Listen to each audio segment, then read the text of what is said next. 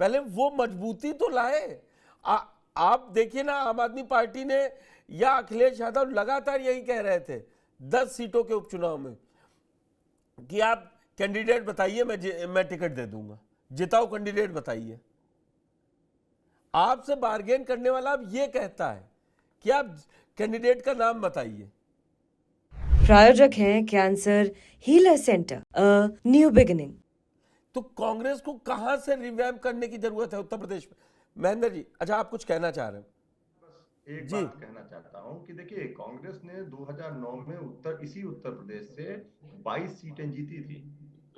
तो ऐसा नहीं है कि उनके पास कैंडिडेट नहीं है या उनके वो, वोट नहीं है, बस मैं, उनको अशोक जी भी संगठित करके हैं, उनको बिलाल जी भी मोबिलाइज हैं, करने के लिए जो वो जो कर्जा माफी हुई थी ना, जिस पर आज सुप्रीम कोर्ट की बड़ी टिप्पणी है कि फ्री फिनाइल पिलाना बंद कीजिए, लोगों ने काम करना बंद कर दिया है।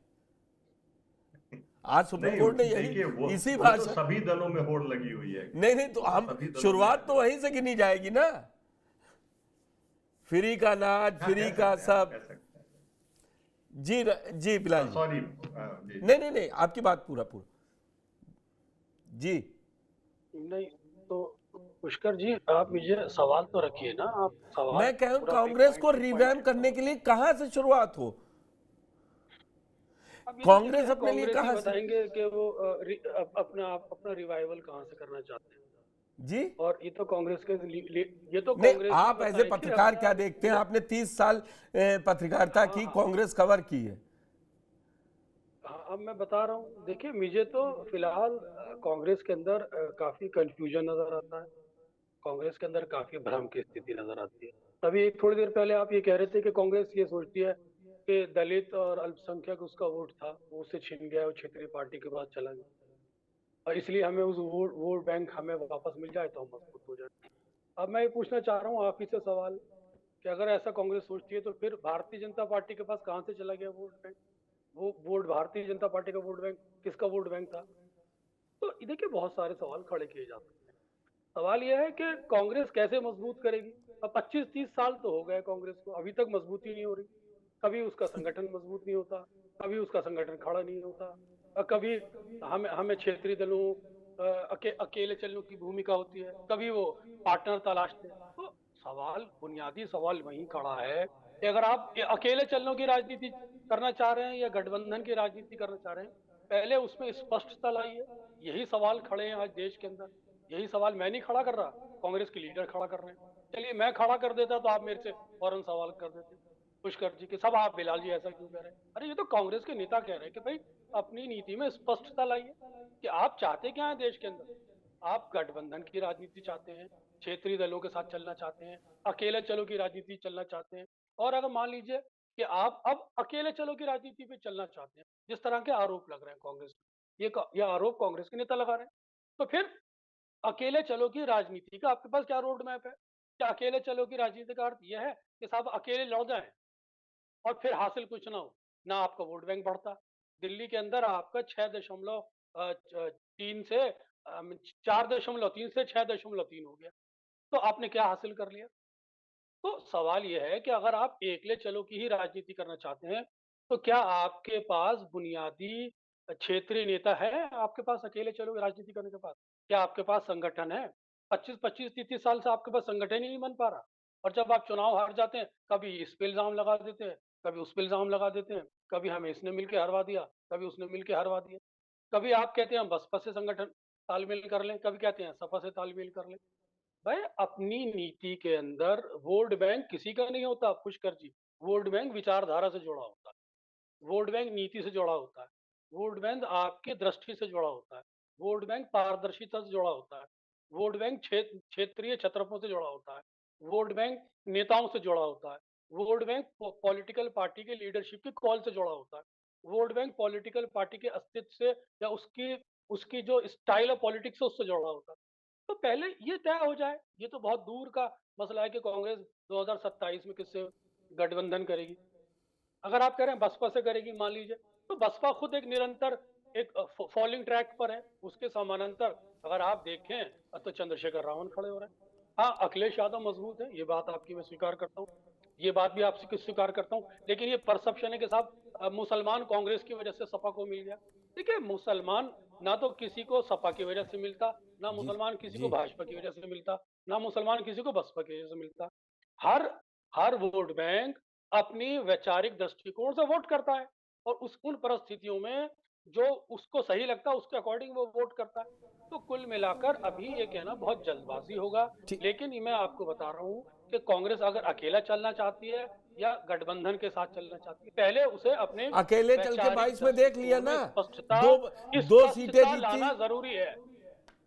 मैं नहीं कह रहा क्या क्या हो गया, ये तो कांग्रेस बताएगी ना। मैं कह रहा हूं अगर जो भी डिसीजन लेना चाहती है उसके वैचारिक दृष्टिकोण चाहिए पहले स्पष्ट। सामने आए ये अशोक जी, बीजेपी को हराना है, आरएसएस की नीतियां को हटाने के लिए बीजेपी को हटाना जरूरी है, दलितों का हक मारा जा रहा है, इन नारों से कांग्रेस का भला नहीं होगा ना।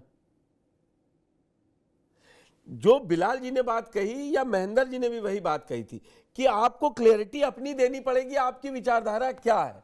अगर बीजेपी और आरएसएस को खत्म करना है तो फिर जो जहां पर बीजेपी से मजबूती से लड़ रहा, 42% वोटों के साथ लड़ रहे थे ना, और आप ये बात कहते हरियाणा में कि आप मेरे साथ रहिए, मैं दिल्ली में आपको मदद करूंगा या पंजाब में आपसे मदद लूंगा या आधी आधी सीटें कीजिए, इस पे खुल के बात करेंगे नहीं।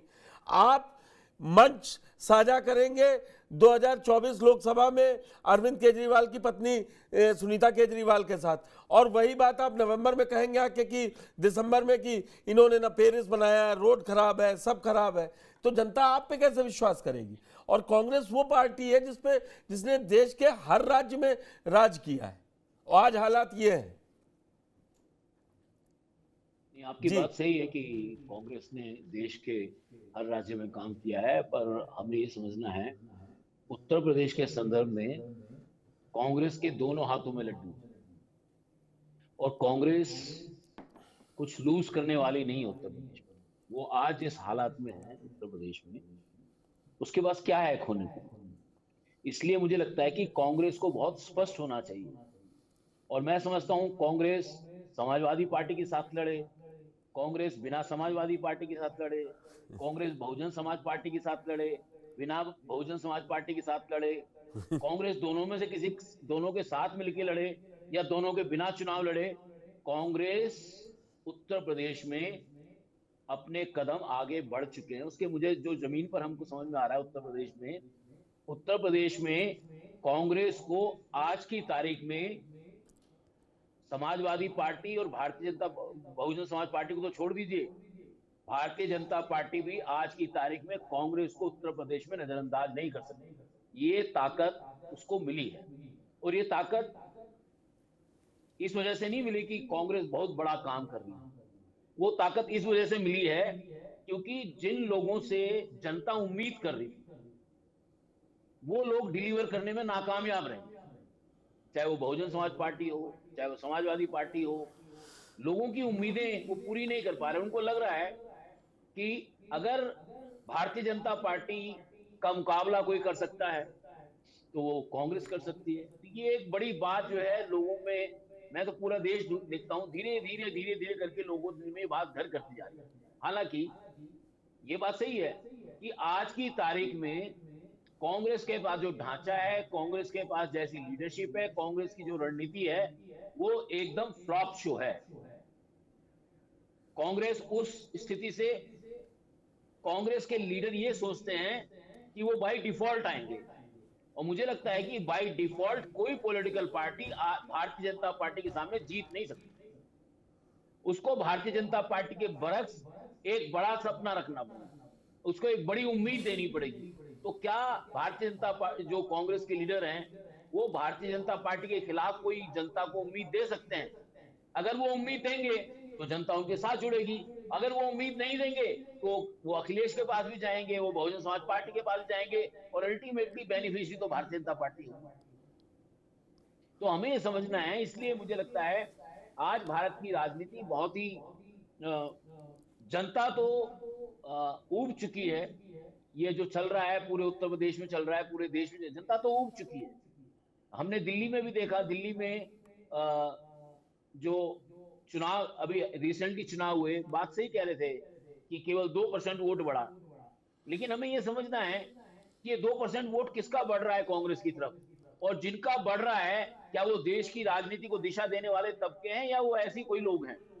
मुझे लगता है दिल्ली में अगर आप देखेंगे कि आम आदमी पार्टी ने बड़ी संख्या में, जो 2% है उसमें एक बड़ी आबादी दलितों की है जिन्होंने आम आदमी पार्टी से वोट छिटा है उसका, और ये एक बड़ा निशान है।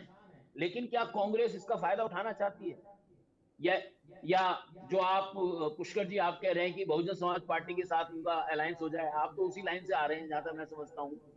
लेकिन मैं समझता हूं कि अब समय ये आ गया है कि कांग्रेस को ये सोचना है कि वो अलायंस करके जाएगी या वो अकेले जाएगी। और ये जरूरी नहीं कि बहुजन समाज पार्टी के साथ अलायंस होगा तो दलित सारे के सारे कांग्रेस की तरफ एकदम तमाम एकदम पूरी ताकत के साथ उसमें घुस जाएंगे, ऐसा नहीं है। एक बड़ा तबका, दिल्ली में भी हमने दिल्ली में दलितों का सर्वे किया था, नैगडोर ने दलितों का सर्वे किया था, हमने ये पाया 33% जो दलित हैं वो भारतीय जनता पार्टी के साथ हैं, 66% दलित में 53%, पिछली बार 53% जो दलित थे वो आम आदमी पार्टी के साथ थे।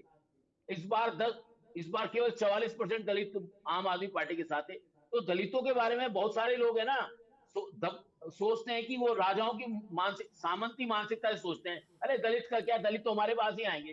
अरे भाई वो वक्त चला गया जब दलित है ना किसी के पास भी चले जाते थे, उनके पास भी दिमाग है, उनके पास भी राजनीति है, वो भी जानते हैं राजनीति में कैसे चीजें बदलती हैं। मुझे लगता है ये बात कांग्रेस को भी समझनी चाहिए कि दलित केवल कहने से नहीं आएगा, अगर आप उसको हिस्सेदारी नहीं देंगे, आप उसके मुद्दों को नहीं उठाएंगे।